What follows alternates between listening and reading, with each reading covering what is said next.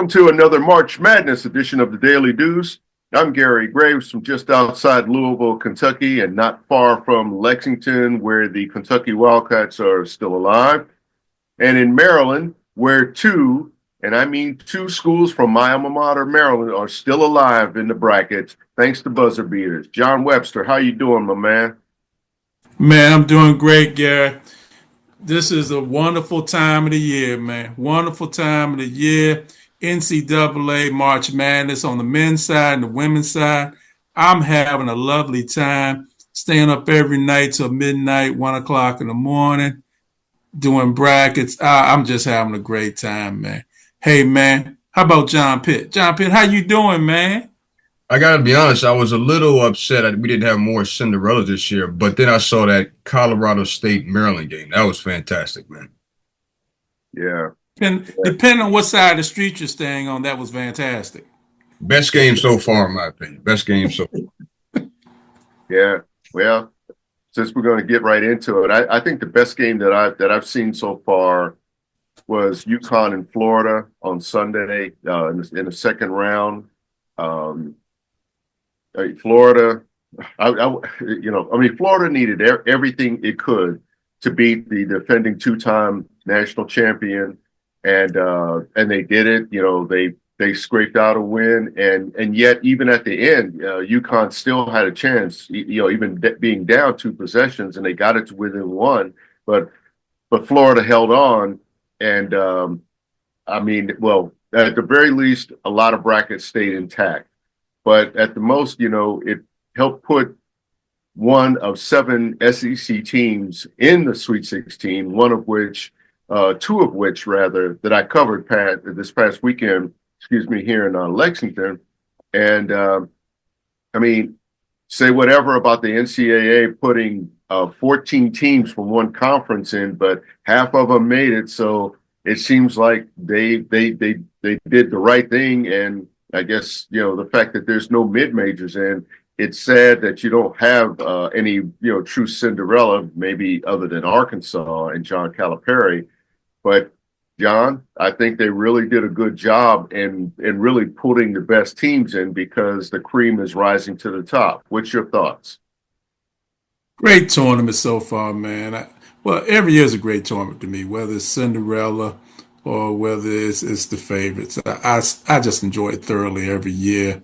The SEC, where they have 6 or 7 of their 14 still alive, that's really beautiful.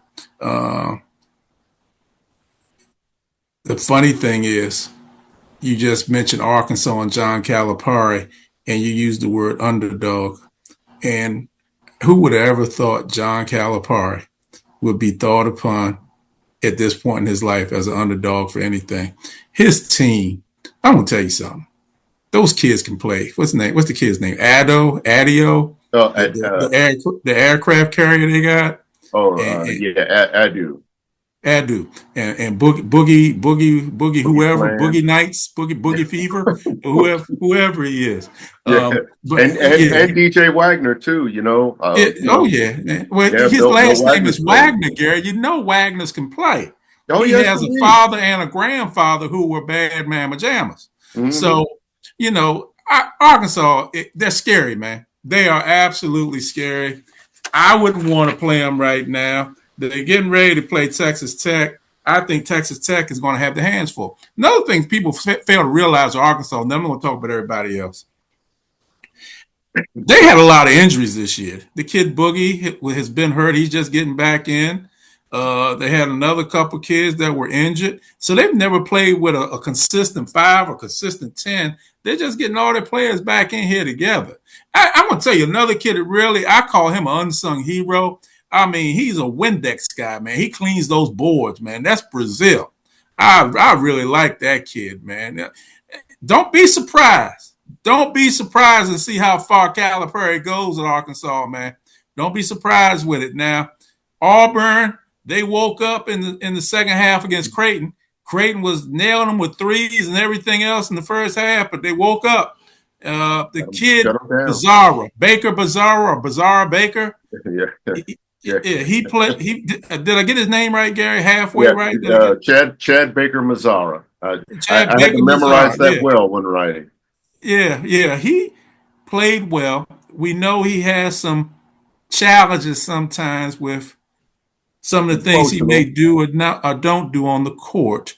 But he played an extremely good game, and he was one of the main reasons they won. He got them going really well in the second half until he got that hip pointer. He was really leading the way. Now they got a tough game coming up against Michigan. Michigan with those 2 7-footers, one down the plane in the paint as an aircraft carrier, and the other one plays a point guard. You know, that's really. And here's a funny thing. Here's a funny thing. The coach of Michigan is Dusty May. Dusty May used to be at Florida Atlantic, correct? Correct. One of the key players on Arkansas is John L. Davis.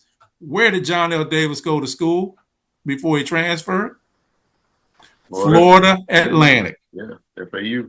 When they went to the Final Four, he was the one. He was the point guard. He was the guard.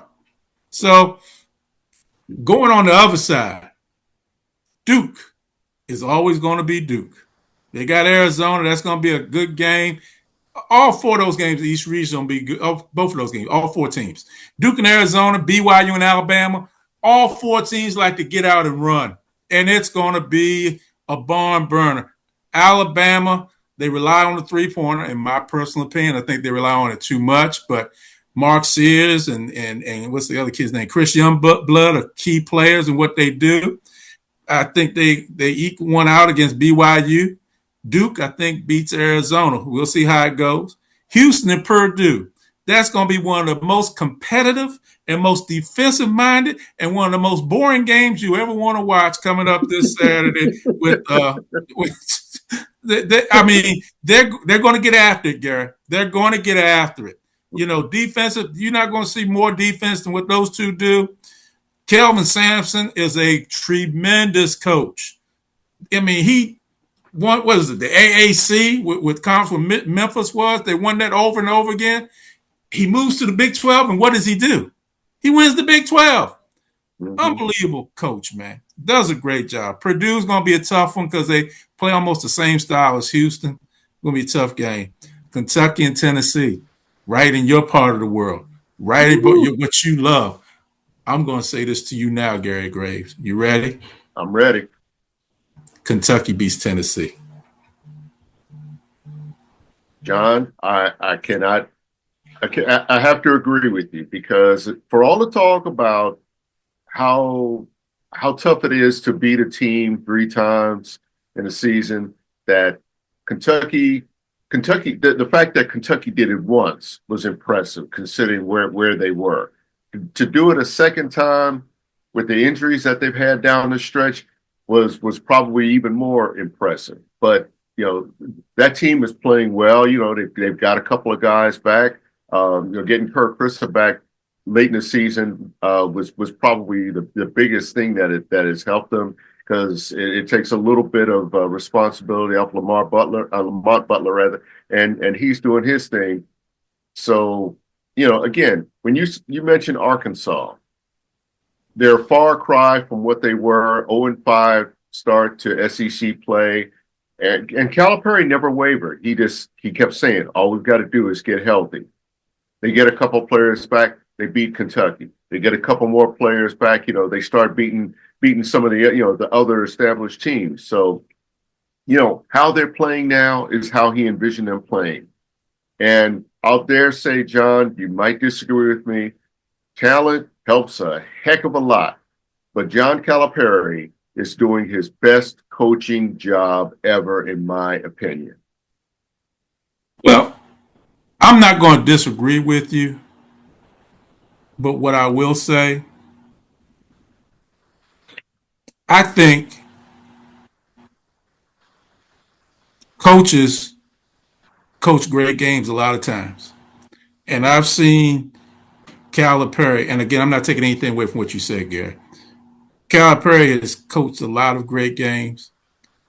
I think I would go with what he said. I think this is probably his most rewarding season because of what he dealt with when he was leaving Kentucky and then what he has dealt with in Arkansas.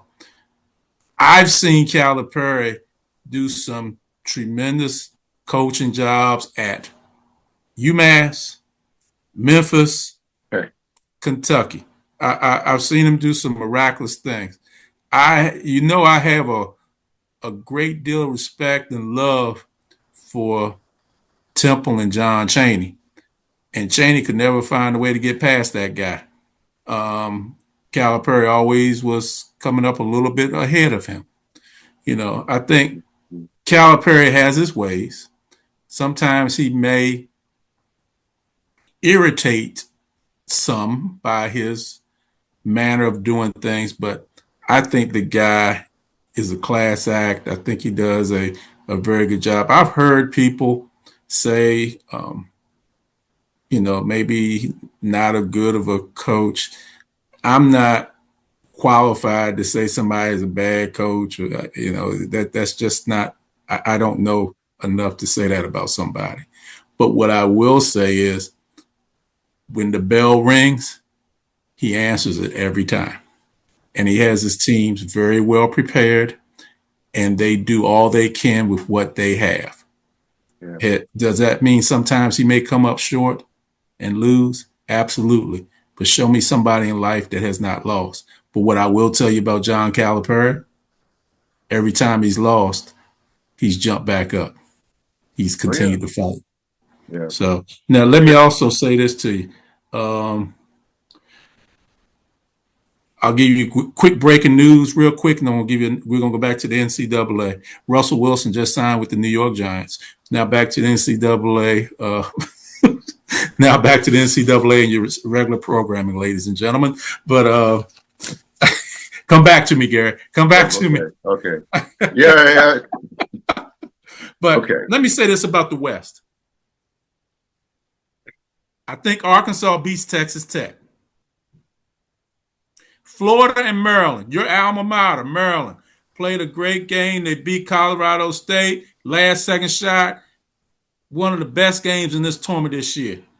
Derek Queen, Julian Reese, great combination down low in the paint. Two great aircraft carriers.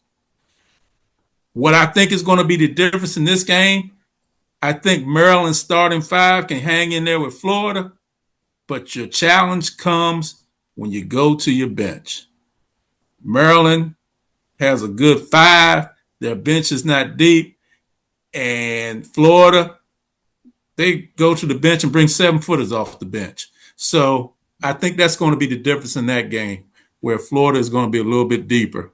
But we'll see. Now, the one team I forgot to mention in the South, Michigan State. Izzo, this is his time of year, man. Why don't you just call NCAA tournament? Why don't you just call it the Tom Izzo Invitational? Because they are tough. They got Ole Miss. I think they beat Ole Miss. And then we go from there, man. But that's what I see right now, man. That's my thought pattern. I don't know what you're told. I'm here what some of your thoughts are, Gary, but that's where I am. I guess you can hear it in my voice. I'm excited. I'm just loving it. Thursday, Friday, Saturday, and Sunday. I was on it with the men, and then Friday, Saturday, Sunday, and Monday, I was right back on it and watching the women's games as well. And we're going to really talk about that in a few minutes. But tell me a little bit more about these men, man. What's going to happen, in your opinion? Right. Well, I'll tell you what. I'll start with Maryland, and something that you said I think is going to be key. Yes, the Crab Five are good enough to contend with anybody, I believe. But that bench, you are not going to beat a team like Florida, not with those bigs, and really, you're not going to beat any team of that caliber scoring 2 points from your reserve. Not going to happen. Mm-hmm. They should thank, and I'm going to say this too, as a Maryland alumna, whatever you want to call it, but they better thank their lucky stars that the Euro step and what is that, the bobble, whatever you want to call Derek Queen's approach to the basket, that I've probably heard more debate on whether it was a walk or not. And I've looked at that thing several times. And honestly, John, I can't tell the difference. All I can say about that is the refs swallowed their whistle because they understood the magnitude of the moment. If that game had ended on a walking call, I think we'd really be up in arms. They'd be up in arms in the DC area and especially in College Park. The only thing I can say about that is they let them play. And for that, Maryland is on to the Sweet 16. And they should thank their lucky stars for that. Man, I'll just say this and I'll leave it alone. Congratulations to Maryland. Referees call what they see, or they can't call what they don't see. And I'll leave it at that. It's one of those situations. And a walk and not a walk is a discussion for another day, Gary, because that's an hour show by itself. Yeah. So, Is that political? I mean, that's the whole thing because, we don't talk about officiating much on this show. If at all, that's more of our off air discussions and more for stuff that we would talk about at the barbecue or at Buffalo Wild Wings or something. But I wouldn't say political. I would say I just like you have. I've heard a lot of discussion about what is a walk and what is not a walk. And the thing I will say is the game has transcended over the years. Things have changed. And what may have been a walk when you and I were playing, or even when you and I may have had youth leagues, it's a little bit different now. They had one of the referees, former referee Gene Steratore, explaining it. It's a different, a different way to play. Just like I remember when the Euro step came in, I had to understand that and get used to that.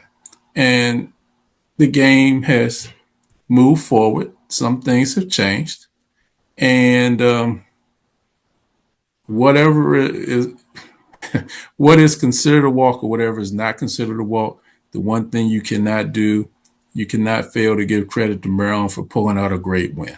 So they earned it. I mean, look, after losing so many games on buzzer beaters this year, like the basketball gods owe them one, in my opinion. yeah, it was a great game, man. Derek Queen, congratulations, kudos to him for getting the ball and going straight to the hole. And that was good defense. I mean, not much else you could have done except for foul him, and you don't want to foul it at that point in the game. So hey, Yeah, it is yeah, what it is. They move yeah. on, but I don't know how much further they're going to move on, Gary. So I'll just Well, say that to you.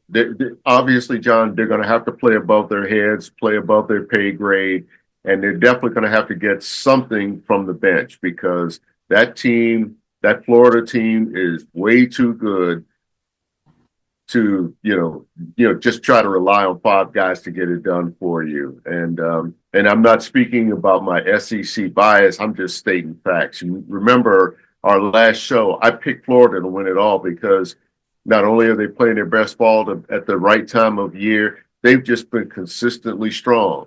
And yeah, Yeah, every team has a waiver, during the season, has that loss that, you just think, how'd they lose that game?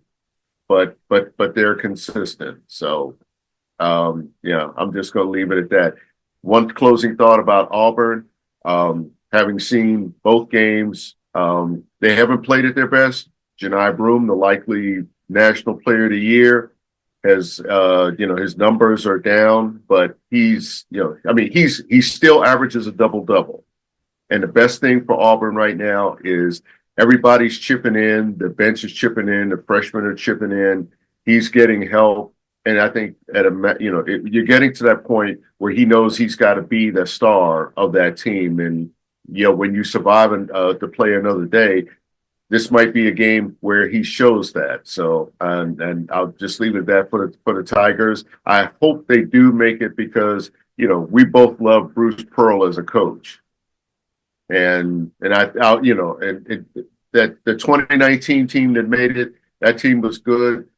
And they, again, I think they realize how good they can be. This team is good. I think they know how good they can be there, but they're eager to show it. You make some very good points, Gary. It's going to be a lot of fun starting next Thursday night. But now let's swing on over to this women's bracket, man. What do you think's going on over here, man? Well, of course, the, the, the conversation has to deal with Juju Watkins and her devastating injury. I did not. I've only seen the replays. I have a hard time in watching things like that because, well, if you've seen Joe Theismann's injury, you understand. If you've seen Kevin Ware's injury with Louisville, it's just one of those things that I'm not going to dwell on it. Only thing I'm going to dwell on is what it means for USC, a team that almost all of us had picked to go to the Final Four. I think that they're deep enough to get there. They're going to have to really, really scrap, but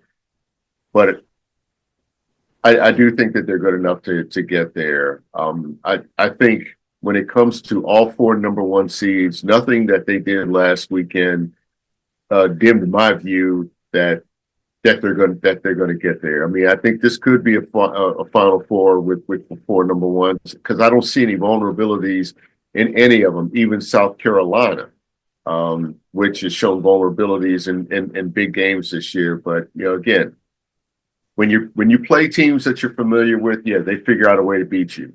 When you get to this tournament and you know nothing about the opposition, I think more on the women's side that the stronger teams can use their strengths to get to that next round unless they just have a big game.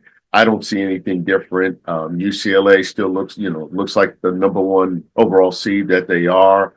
South Carolina, is strong. UConn is UConn, and with USC, I didn't even see the final score, but I think they still won by double digits, and that just shows how good they are. I think it was 96-57.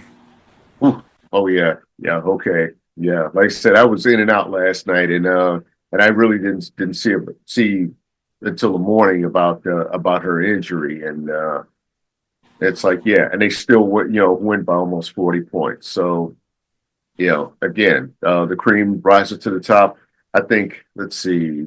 You probably have a bracket there in front of you with Maryland, which won on a buzzer beater. I'm not surprised that they got there too. Again, they are a good team. They're not at that same level, but again, you get out of the first weekend, all bets are off. What is it? You're playing with house money, and I feel like anybody of that second tier is possible it can get to the Elite Eight if they get a little bit of luck, but it's going to take a lot of luck to beat those four teams, those four number ones.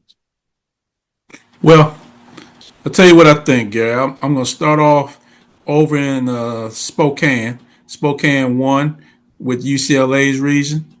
And I'm going to say the winner of the LSU NC State game is coming out of that region. Either one of them, I think, will beat UCLA. That's the first thing I'll say. Unfortunate last night, the injury to Juju Watkins. I was watching the game when it happened. It's very unfortunate. I hope and pray she has a healthy and speedy recovery and is able to come back from that better than she was before. But even with that being said, if USC was all fully staffed or had all their players with Juju Watkins included, I still had them losing to UConn. UConn going to the Final Four. I'm going to go to the Birmingham 3. I got Notre Dame. I think part of it is I'm doing it with my heart instead of my head. I got them coming out of that bracket. They got a tough game coming up against TCU. Not sure about that, but I got them coming out of that bracket. Now let's go up to the Birmingham 2. South Carolina. No, let's talk about UNC Duke first. UNC Duke, here we go again. I think UNC beats Duke this time. I think that's what happens this time. I got UNC winning. South Carolina, Maryland. The game with Maryland and Alabama, unbelievable. Kid from Alabama, Barker, had 45 points. She was just unstoppable. Maryland has some very good players. Cheyenne Sellers, who happens to be Brad Sellers' daughter. Brad Sellers used to play for the Chicago Bulls and played Ohio State. Mhm. Um, and they also had the point guard, T. Biasu. T. Biasu. I hope I said that correctly. Really good, really gutty, not afraid to take a big shot. She had a shot to put it into overtime, hit a three. They have the same challenge as the men. Their five, I think, can match up with South Carolina. The problem's going to be when South Carolina goes to the bench and they bring in a whole nother starting five that will be a starting five anywhere else in the country. I also think a key for that game against Maryland will be South Carolina's guard play and Full Wiley. Already know how I feel about Full Wiley. I think she's going to be a key person in this game. Pow is going to get a lot of open looks on the 3-point shots. It's going to be an open game. It's going to be open court. I see South Carolina advancing. I see South Carolina advancing to the Final Four. I see South Carolina beating Notre Dame.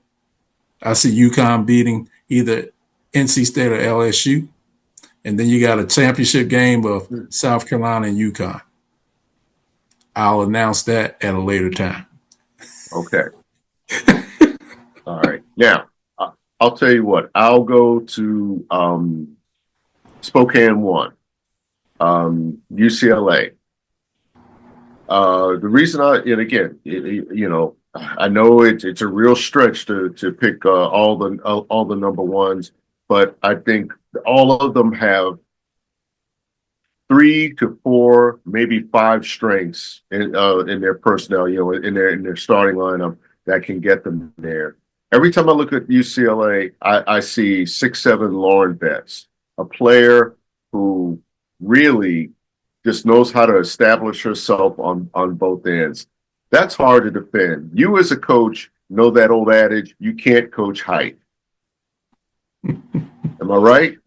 You are correct. But I guess Um, for me, Gary, I'm not totally sold on UCLA. I guess that's part of the problem that I have.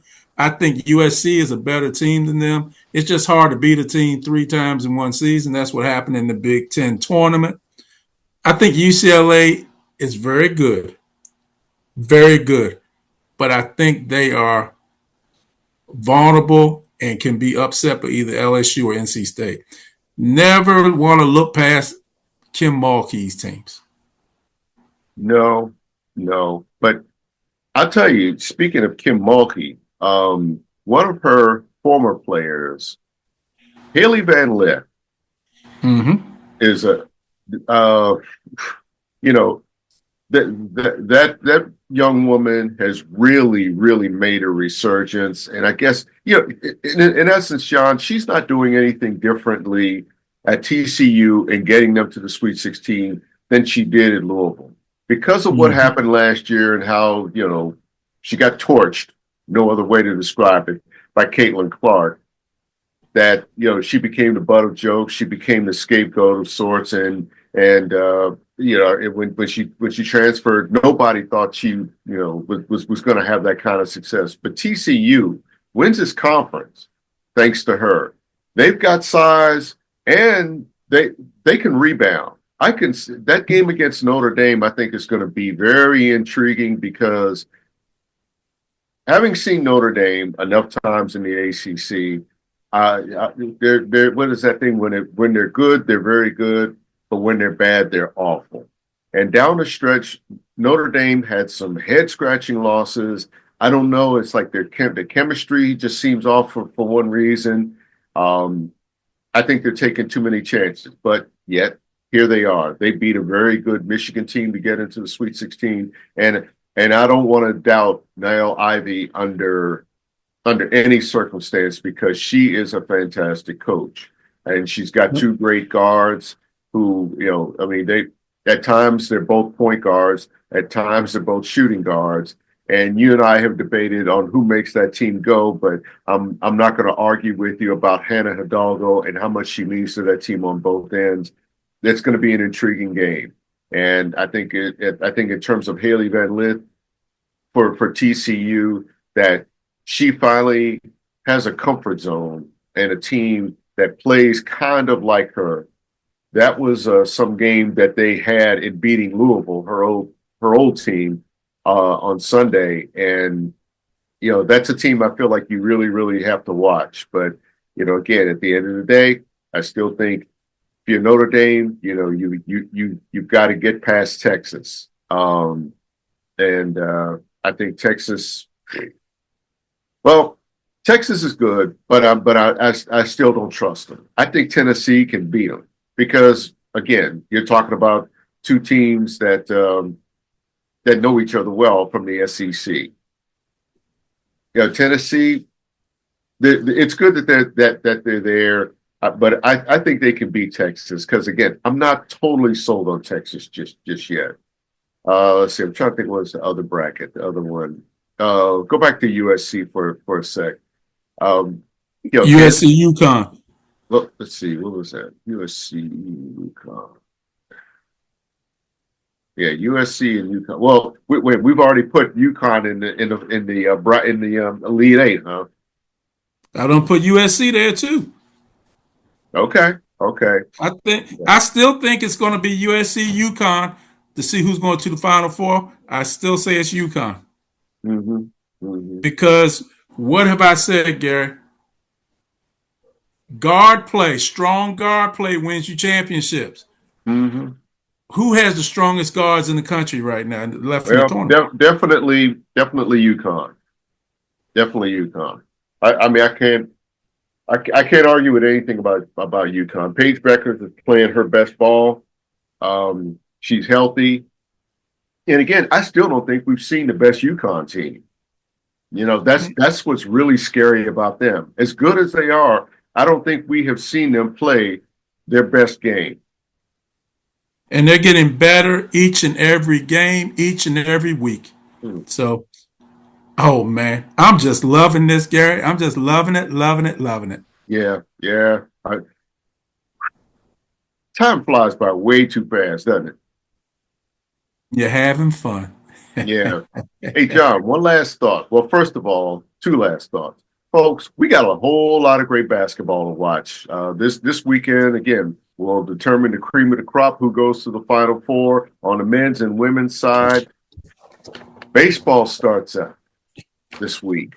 By the time we get together again, we'll be talking about our favorite teams, and we'll be talking about City Connect uniforms. And John, I want to hear your thoughts then, not now. Save it, think about it, marinate on it. Tell me what you think about your Orioles City Connect uniforms, and I will tell you what I think about the Washington Nationals City Connect uniform. Because as much as I love traditional uniforms, alternates are also unique, and I'll say both of them are unique, but I like them a lot more than I like the previous versions, and we'll talk about that then. Folks, watch all the sports you can. John, take us home, bro. Hey, thanks for watching us again this week. Another exciting week with sports. Like I told you last week, I normally tell you watch some hockey, watch the NBA, watch some soccer, watch some boxing. I'm not telling you that this week. I just want you to just watch the NCAA tournament for the men and the women. That's all I want you to do. And before I close off, Gary, I'm going to give you one more piece of breaking news.